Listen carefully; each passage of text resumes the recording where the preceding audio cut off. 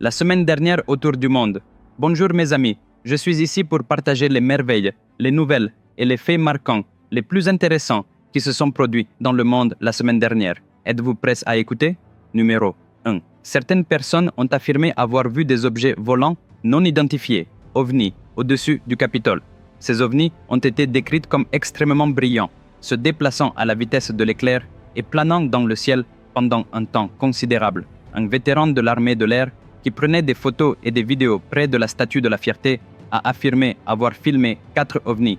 Après que ces photos et vidéos sont devenues virales sur les médias sociaux, les discussions sur l'existence d'extraterrestres ont été relancées. Cependant, John Greenwald Jr., un chercheur américain spécialisé dans les ovnis, a qualifié ces photos et vidéos de fausses. Il a précisé qu'il s'agissait simplement d'illusions d'optique causées par des lumières. Il a également indiqué que, par le passé, des habitants avaient pris les lumières du Capitole pour des ovnis.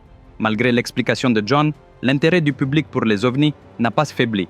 Les discussions sur l'existence réelle des extraterrestres se poursuivent. Qui sait, peut-être qu'un jour, nous rencontrerons des extraterrestres face à face. Attendons de voir. Numéro 2.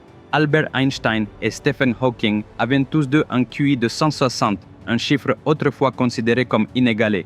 Mais Kashyap Arora, un enfant de 10 ans d'origine indienne, né au Royaume-Uni, a battu ce record avec un QI de 162, dépassant Einstein et Hawking de 2 points. Le QI exceptionnel de Kashyap lui a valu d'être membre de la Mensa Society, un groupe exclusif qui n'accepte que les personnes ayant le QI le plus élevé au monde. Pour être membre de Mensa, il faut se situer dans les 2% les plus élevés de la population, ce qui est en fait une organisation prestigieuse et rare. Kashyap sera bientôt scolarisé à l'école Queen Elizabeth, même s'il avoue ne pas être particulièrement enthousiaste à l'idée d'aller à l'école. Il trouve les cours trop lents et est frustré par l'attention constante portée à la résolution de problèmes simples, car il a l'impression que ces activités lui font perdre du temps. Pour quelqu'un doté d'une intelligence hors du commun, les matières enseignées lui semblent souvent trop basiques. Kashyap s'est passionné pour les mathématiques dès son plus jeune âge. À l'âge de 4 ans, il a terminé un livre de mathématiques en 3 heures seulement. À l'âge de 8 ans, il avait terminé toutes ses matières scolaires en une seule journée. Outre ses talents académiques, Kashyap est également un pianiste accompli. Malgré son jeune âge, son quotient intellectuel et ses compétences impressionnantes en amènent plus d'un à se demander à quel type d'innovations qui changeront le monde il contribuera à l'avenir. Chers amis, pensez-vous que la lecture d'une des histoires les plus intéressantes puisse faire oublier à une personne toute sa vie? Pensez-vous que si vous racontez cette histoire à vos enfants, ils apprendront les valeurs dont ils ont besoin pour leur vie? Croyez-vous qu'en lisant une histoire, vous pouvez trouver une solution à n'importe quel problème que vous rencontrez ou rencontrerez dans votre vie? Oui, c'est possible, mais seulement avec la plus grande épopée jamais racontée dans l'histoire de l'humanité. Il s'agit du Mahabharata. Cette histoire est 100 fois plus puissante que n'importe quelle superproduction cinématographique. C'est un défi. Le Mahabharata, écrit avec les mots de Vikramaditya, est disponible en 2 volumes au format livre et e-book sur Amazon et 43 autres boutiques en ligne. Le livre est disponible en 54 langues dans le monde entier. Les liens se trouvent dans la description sous cette vidéo. Commandez-le maintenant, car il ne s'agit pas seulement d'un livre, mais d'une bibliothèque contenant tout ce dont vous avez besoin pour votre vie. Numéro 3. Un tremblement de terre a frappé l'est de l'Ouganda, provoquant des glissements de terrain qui ont fait 113 disparus et 15 morts, dont 6 enfants. Dans le district de Bulambuli, de fortes pluies ont détruit plus de 40 maisons. Les rivières ont débordé, endommageant les écoles, les églises et les ponts, tandis que de nombreux villages ont été ensevelis sous la boue. Cette région a également été touchée par un tremblement de terre en 2010 qui a tué 300 personnes. Le problème des précipitations dans cette région est que lorsqu'elles dépassent un certain niveau, les glissements de terrain, petits et grands, sont inévitables.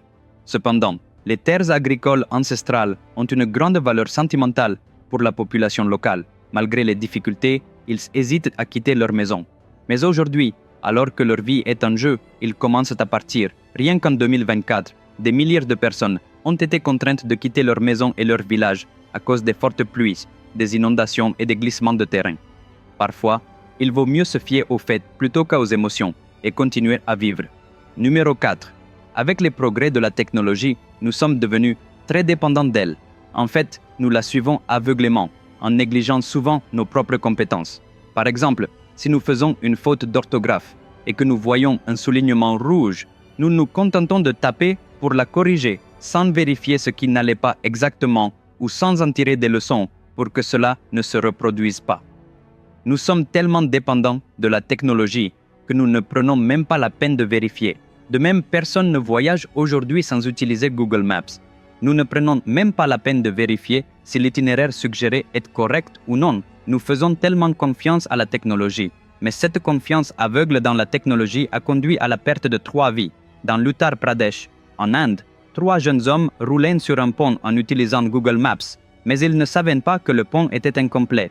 Après avoir parcouru une certaine distance, ils ont soudainement atteint un point où le pont se terminait et où ils ne pouvaient plus contrôler leur voiture à pleine vitesse. Ils ont plongé leur voiture dans une rivière asséchée en contrebas et ont tous les 3 perdu la vie.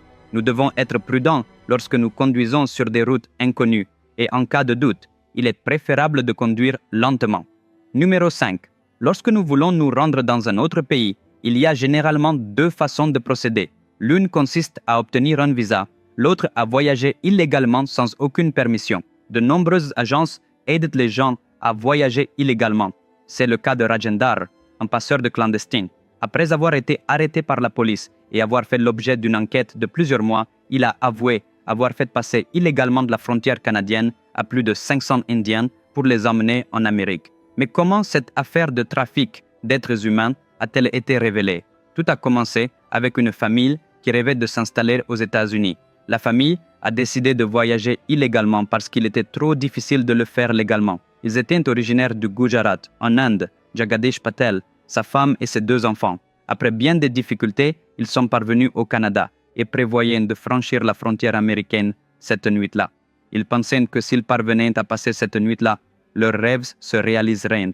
Ils se sont reposés pendant la journée au Canada et, à la tombée de la nuit, ils sont arrivés près de la frontière. Ils ont attendu qu'une voiture les emmène et ont enduré le froid glacial.